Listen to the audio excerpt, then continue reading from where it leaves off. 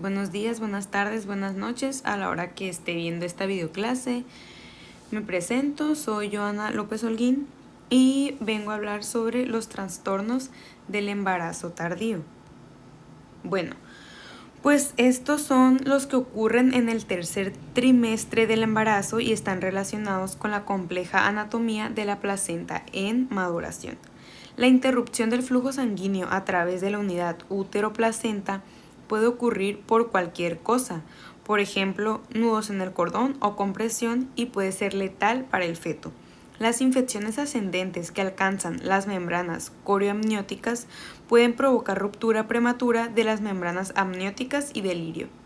La hemorragia retroplacentaria en la interfase de la placenta y el útero, llamado abruptio placentae, amenaza tanto a la madre como al feto.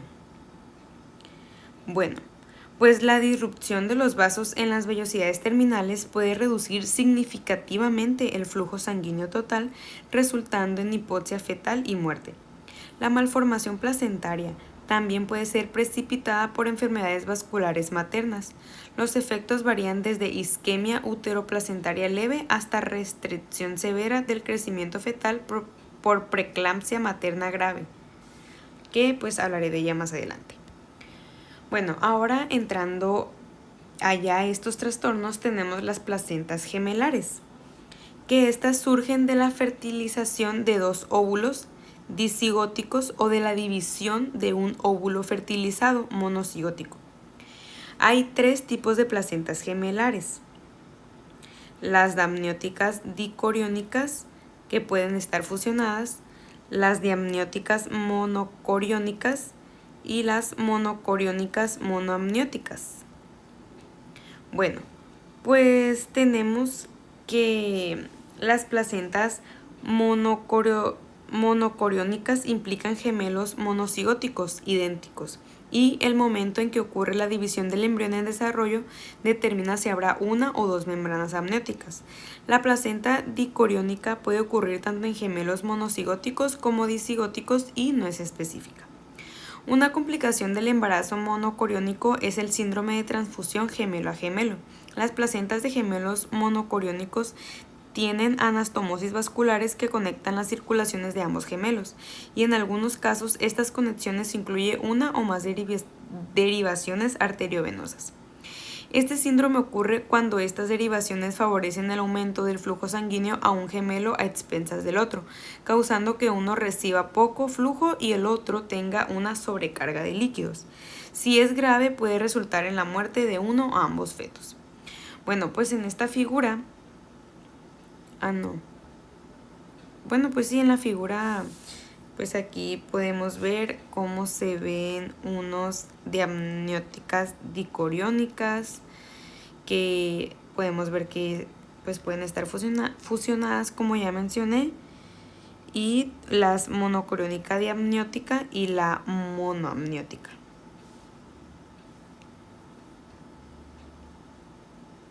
Bueno, pues ahora, hablando de anormalidades en la implantación placentaria, pues tenemos que varios tipos de implantación placentaria normal están asociados con complicaciones importantes, como lo es la placenta previa y la placenta acreta.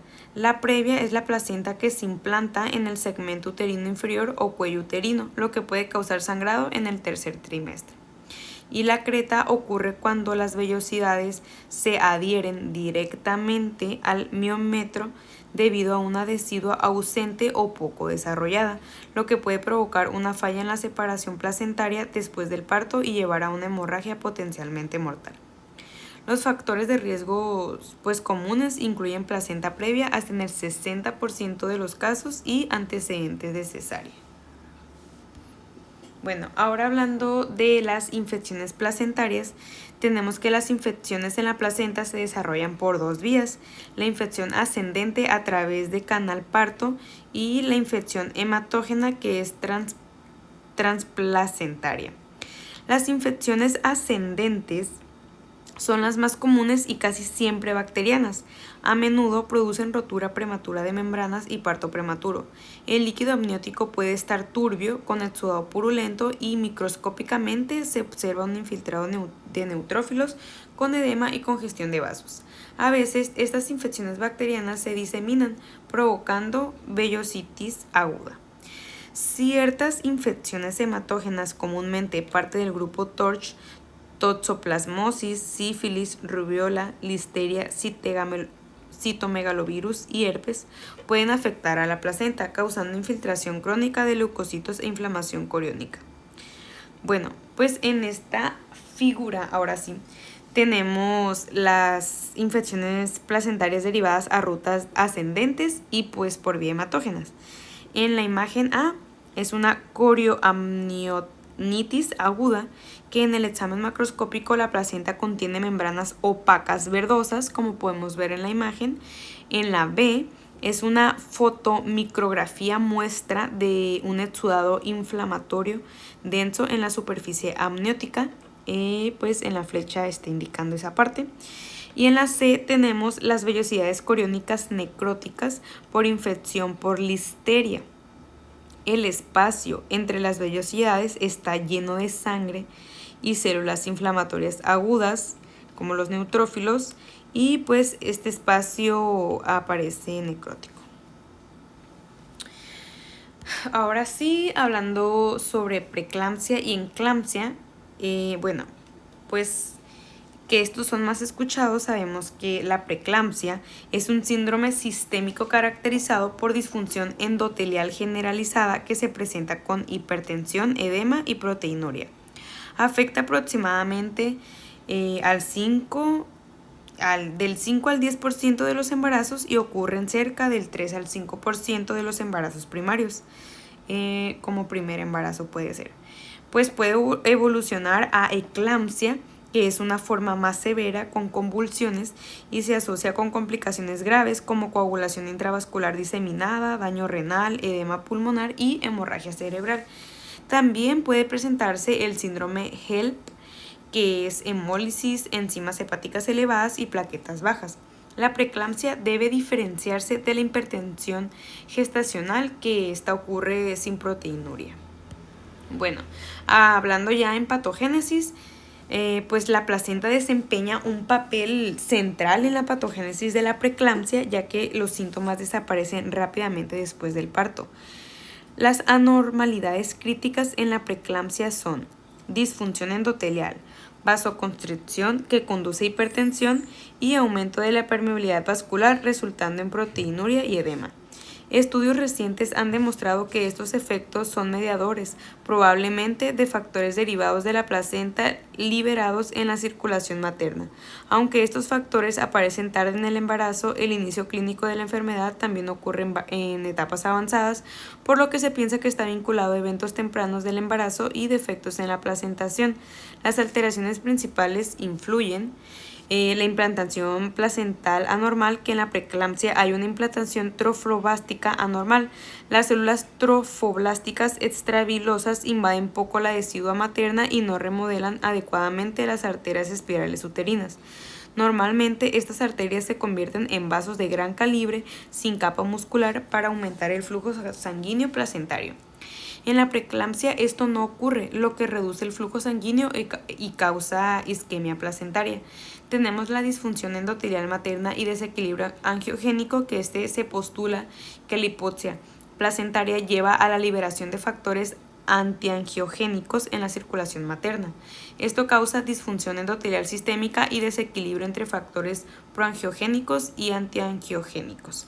Se ha encontrado en mujeres con preeclampsia bajos niveles de factores proangiogénicos, que es el VEGF y PIGF, altos niveles de inhibidores SFLT1 endoglina soluble, y lo que bloquea los efectos angiogénicos necesarios.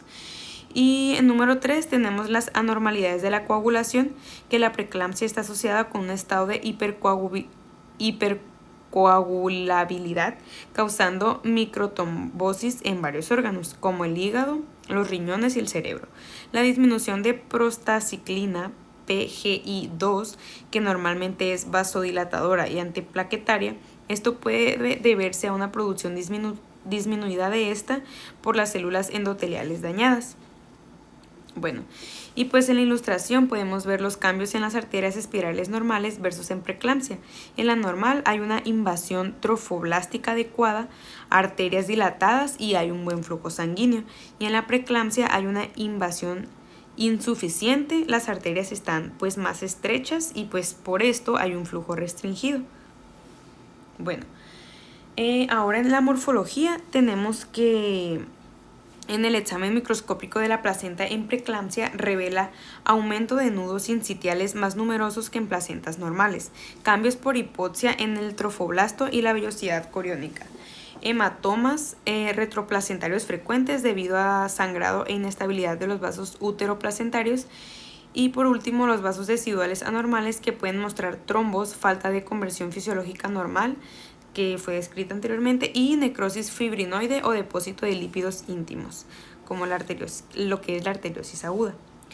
Bueno, pues las lesiones hepáticas cuando están presentes toman la forma de hemorragias irregulares focales, subcapsulares e intraparenquimatosas. En el examen histológico hay trombos de fibrina en los capilares portales y focos de necrosis hemorrágica.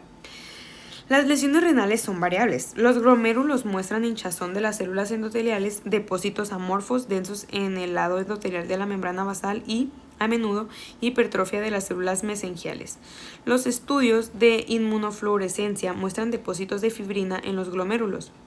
En casos avanzados, los trombos de fibrina están presentes en los glomérulos y capilares de la corteza. Si la obstrucción es extensa y grave, los trombos pueden producir necrosis cortical renal bilateral, lo que lleva a una destrucción completa de la corteza renal. El cerebro puede tener hemorragias macroscópicas o microscópicas junto con trombosis de vasos pequeños. Cambios similares también se encuentran en el corazón y en la glándula pituitaria anterior.